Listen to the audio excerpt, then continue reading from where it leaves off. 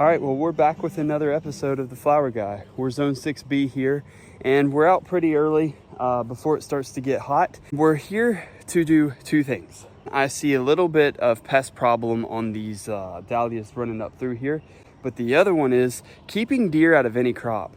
Look around. There is no fences here. We do live in the mountains of the Blue Ridge, so you can see the only fence that we really have is right around the garden down there. And that's just, honestly, to keep him out of it. So we have our green beans sitting here about 80 foot. Then we have sunflowers all the way up the hill. Then we have a mixture of different varieties. We have zinnias at the top. We have dill. We have amaranth. We have a couple of different things on this row right here. And then it starts our dahlias. So we have 1, 2, 3 rows of dahlias. And then we have another row of zinnias up there. How do we protect this hill from the deer? One, it's really good to have our dog around. We've only had him for a year and he's grown so much, but that's besides the point. Yeah, you think so too. So really there's 3 points to hit on before I even tell you and explain to you what it actually is that we do to keep the deer out of any crop. One, it's efficient. The second one, it's cheap. And then the third one, for a lot of people, it's organic.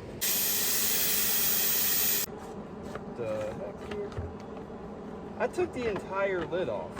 Okay, so all I have here is a 2-gallon pump sprayer. If I can get it off of there. Well, it looks like I can't. I just have a 2-gallon pump sprayer here. You can use anything. You can use a gallon. There's so many ways to disperse this. I'm having a bit of insect problem, so let's go back on the 3 points real quick. The first one is being efficient. By being efficient, this is what I mean. You have here, this is what I'm using. It's called fish emulsion fertilizer. It's a 511. But you know what's crazy about this fish emulsion? It's almost like deer fence, but deer fence is overpriced as far as the spray. But this right here is, I think it's right around $12 to $14 on it, but don't quote me on that. But I actually forgot all my dips and my measurement cups over at the greenhouse this morning. So that's, you know, it's part of it. You should probably have multiples laying around for efficiency. I pour around 3 ounces, basically just eyeballing it down in there since I do know the measurements over at the hoop house, and this thing does have marks on the back side of it. I got so distracted I forgot to put the water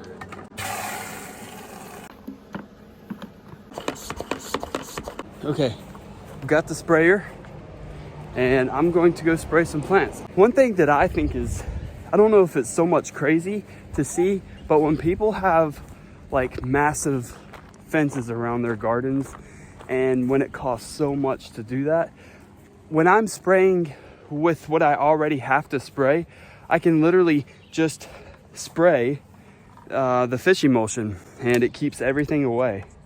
So a couple of things. I recommend that you actually try the fish emulsion before you invest in some huge fence that you're having problems right now. It keeps the bunnies out, it keeps a lot of the raccoons out, even though it has that fishy smell. I never see them around. And we do have the dog, but we put the dog up at nighttime. So everything's out here by itself at night.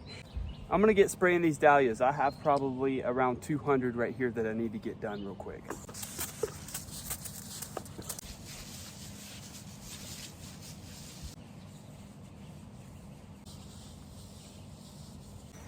I believe you could probably spray about 200 of these in less than 5 minutes. That's really efficient. But this pump here takes a little bit to do. And all these things that I'm talking about, the fish emulsion, plus the bean sprayer and all of those sorts of things, I'll be putting those in the link in the description so you can actually check that out yourself. And maybe you want to support our channel by purchasing that through us. And if you haven't yet and you like what you're seeing, make sure you support our channel by leaving a thumbs up and maybe even a comment. So the fish emulsion, how many people have actually ever tried this? And if you have, leave that in the description and tell me how it's worked for you. One thing that I've noticed though, is that it does not work for bears. We haven't had so much of a problem for bears this year, you know, entirely. But last year we had problems with the bears just coming out and sitting right there where the wand's at, over in that corner, just sitting there chomping on stuff. Back to what I was saying though. We're all worried about the deer and what can we do for the deer. Now, if you have the idea that it's going to rain that afternoon after you've sprayed, well, the tendencies and the chances are that you need to spray again the next day. So if you have not had rain in that past week and you're not doing overhead spraying, but they're being bottom watered by like maybe a soaker hose, there's crazy gnats and stuff out here. If you're doing like a soaker hose or something, you can spray your fish emulsion maybe once a week, every 5 days or something like that. If it rains, then you need to spray every day or every time after it rains. Let me get back to spraying.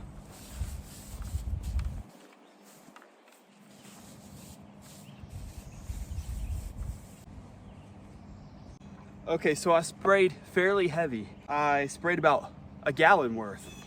So with a gallon worth, you can do a ton of square footage.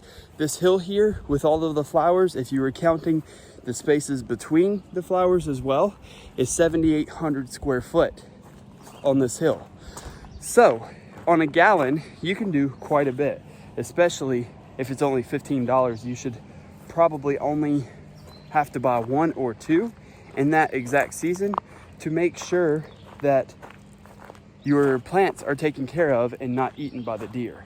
I was just thinking, one thing that I don't like about the flower farming is like you check your weather, you see that it's clear skies or maybe overcast or something, and then you come out and you do all your spraying. And it's hot, it's muggy, and it takes a little time to do that. Maybe your feet get wet like mine are right now. Anyways, that's not the point. What I was gonna say is that you come out and do all of that and the sun comes out, and then that afternoon there's no chance of rain at all, and then it just downpours. Then you have to come out again the next day and spray. Well, anyways, besides that, here are some pro-cut sunflowers, and they're actually starting to peek through. So at this point here, if you were going to be selling to the wholesaler, and if you had a cooler, you could go ahead and cut these sunflowers. And that is the coolest thing about sunflowers, is you can almost pick them however, whenever. But the sad part about it is that you, being the flower farmer, don't even get to really see the bloom. All you see is the yellow there. And that's how they actually send them to an actual wholesale or a broker facility. And they'll send them in 150 in a box. And they're packed in these things called Pruners. And the Pruners are these plastic buckets with water at the bottom. This is only one way they do it. There's many other ways. But they put water at the bottom of them, and then they sleeve them so the condensation with plastic, if that makes any sense, and then they like pack them up and protect them around the outsides with plastic, like these plastic looking collars or sleeves, you could say. But anyways, so that's how they kind of do that in the wholesale market. There is around 1,000, maybe 1,500 sunflowers right here in this patch. Look, he's over there eating sunflowers. Can you see him? Hey, get out of there. Go on. Don't be into sunflowers. Where was I? Just talking about the sunflowers, for instance. You know, so that's pretty good, especially when you spend, you know, $30 on a pack of Pro-Cut variety, and those are Pro-Cut orange. If you spend $30 on those, you can easily get $1 a piece for them. At the farmer's market, that's where I sold most of my sunflowers 2 years ago or something. But anyways, we have white dahlias coming up right here. We're having patchiness through here. A lot of them died for some reason. And you can see on the far side, we had some burgundy, and they're all dead. That entire row from that T-post all the way to the upper T-post, they didn't make it. We had a lot of problems out of this lot that we bought this past year. We've had a lot of problems in general.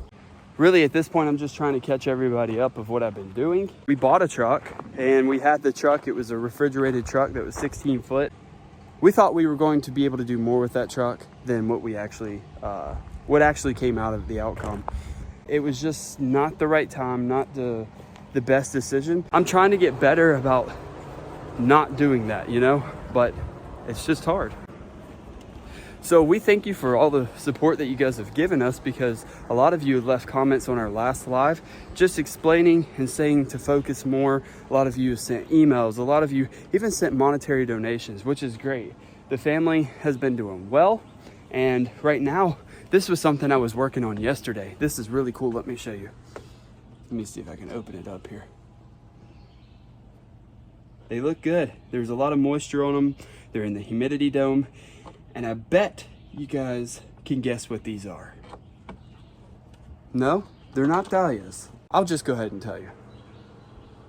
These are limelight hydrangeas, which would be really cool. There's 72 in there. If I could get at least 50 out of that, that would be awesome. And then I been trying to clone some Annabelle hydrangeas over at the greenhouse. So maybe we'll have 50 to 100 different hydrangeas.